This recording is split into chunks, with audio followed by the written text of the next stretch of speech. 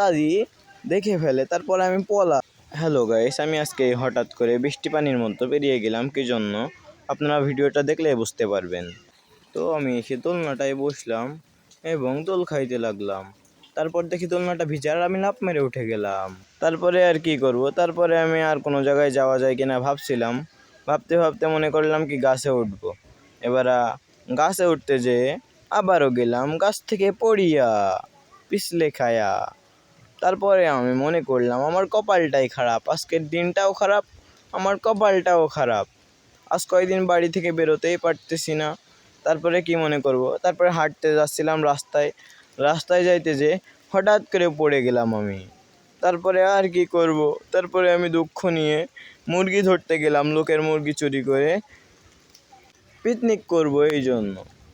কিন্তু একটা দাদি দেখে ফেলে, তারপরে আমি পলাই। তারপর আর কি করার, তারপর দেখতে পাই দুইটা সুন্দর মেয়ে। তারপরে আমি মাথায় ঘুষাতে থাকি আমার জীবনে কোনোদিন প্রেম হবে না, শুধু মেয়েই দেখতে পাবো। তারপরে আবার হাঁটতে হাঁটতে রাস্তায় যাইতেছিলাম। তারপর আর কি ওই দুইটা মেয়ের সাথে আবারও দেখা, দেখেই যেন আমার মরণের কাশি হচ্ছিল। আর ব্লগটি এই পর্যন্তই ছিল, কেমন লাগলো বলবেন।